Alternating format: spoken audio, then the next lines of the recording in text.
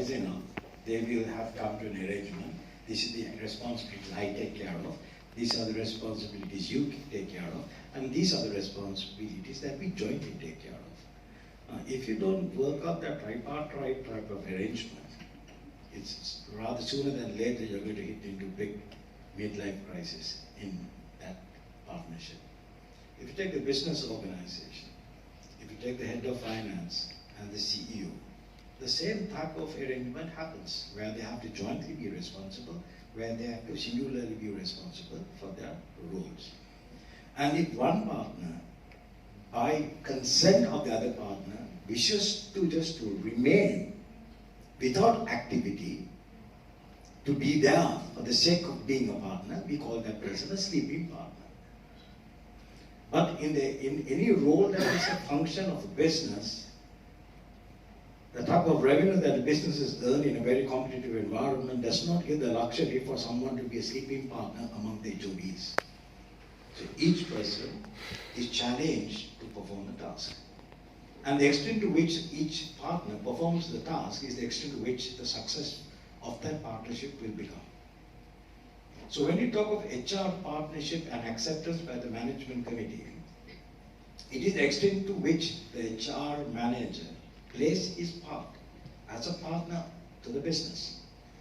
A, giving strategic advice. Strategic advice means giving a type of advice that would lead a line manager to a future result or to a future destination with minimum cost. You could also give non-strategic advice.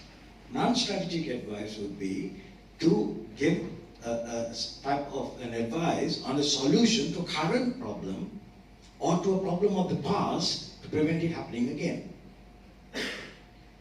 Right? So you can give strategic advice or non-strategic advice.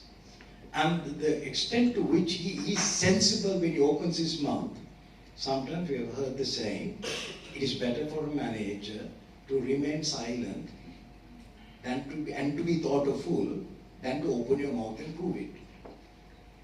So silence is not always golden. Sometimes it is guilty. It's guilty of your lack of knowledge of what the subject that is being discussed.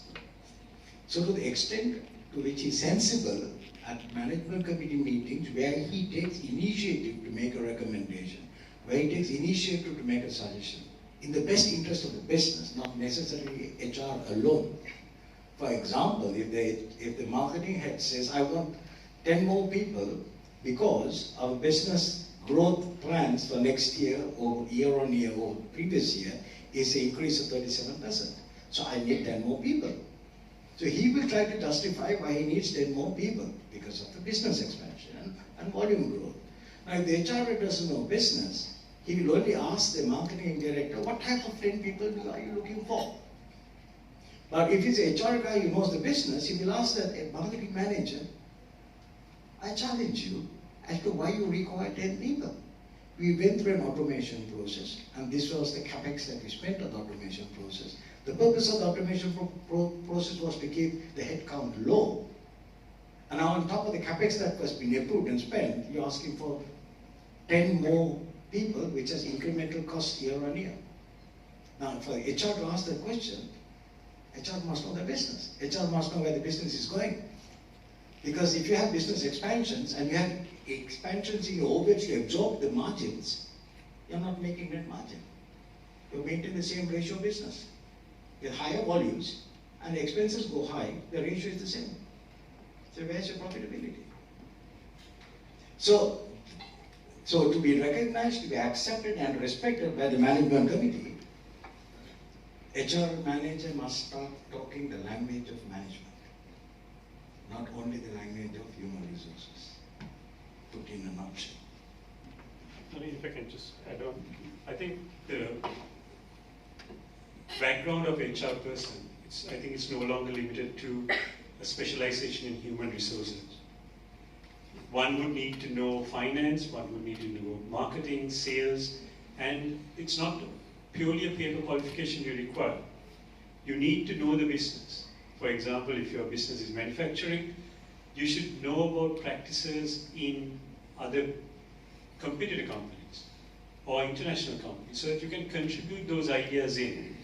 Like what Dr. Jayasuri said, it's better to remain silent than give, because in many forums we've had situations where not only the HR person but other fields as well, we're having a strategy discussion, they would give an idea which is like totally out. I mean, it's not that it's outside the box, but it's totally out. That's because of the lack of knowledge, but one would appreciate the enthusiasm, the need. But that alone will not suffice. You need to have more concrete behind those comments. So for that, there's a lot of self-learning involved. Don't think that just because you have a degree in HR, you have a master's in HR, that you're an HR guru. That time is gone. Same for the finance profession. I'm being a finance person. Finance person cannot purely survive on a CA or a FCMA or whatever. You need to have in-depth knowledge across the board if you are to be a value player in any organization. And that's going to be the future. Similarly, if you look at any of those fields, your competition is going to be from those lines, whether it be the finance person, the sales director, because they have to be people persons. If they're not a people person, they cannot give leadership to those teams. Just because that person achieves all the sales targets, but he's a lousy people manager, longevity is very short. So you need to broaden your horizons, that's very critical. So I have a question, something I've observed. This is particularly I'm speaking to perhaps the younger HR professionals today who are present in this forum. They're probably looking at us, this panel, and going, hey, you know what guys, you guys are on top. When you get positional power with that, opens up enormous confidence, and you get to voice your opinions. You get to, go up there to the management committee and give your solutions and ideas. But look at me, I'm still in the pipeline. Now to that person, is there any magic or sauce you can give them on how to overcome that self-limiting factor, that belief? Is it a confidence gap? How can that young HR professional who's still on the way still get close to, putting their thoughts across? Any advice you can give them? Because I see some young HR professionals here today. Be a human person. Be a person who really loves people. You see most of the people who are not educated at all, people love them. You go to them, you talk to them, all of a sudden you love this person. Be that person. Love humans. And you can do anything you want in the world. Anybody have some comment on that? I agree with you, but there is a problem I see in that. Not everybody's born in this world can love people naturally.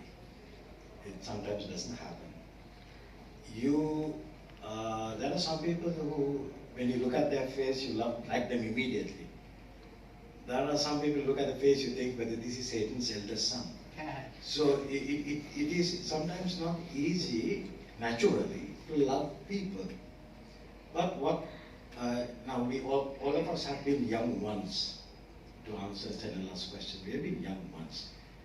And we would have been thinking, I certainly remember how I thought, I'm sure they would have also thought as young people, what is it that I have to do to get there? Where I hear those people talking, what do I have to do to get there? Right? When I was young, I always imagined, wow, that is fantastic. I want to be a person like that. So that is basically, there are 2 Ds you must have. I have 2 Ds. One is a desperation, and one is a determination. When you have these 2 Ds, it gets equal to ambition. Now, ambition without desperation and determination is just a dream in the recess of your mind, in the vanity of your mind. Right? A father tells the neighbor, my son is going to be a doctor. But the son is not doing anything to do medicine. And the father is not pursuant of him being a doctor. But he likes to say he likes to be a doctor. Because the child one day told the father, Tati, when I grow big, I want to be a doctor. So nice, everyone is very happy. But it's only a dream, it's only an ambition. Until that little boy gets desperate to become a doctor. Desperation drives him to be a doctor. And he determined to pursue that. In that desperation, chances are he will achieve his ambition.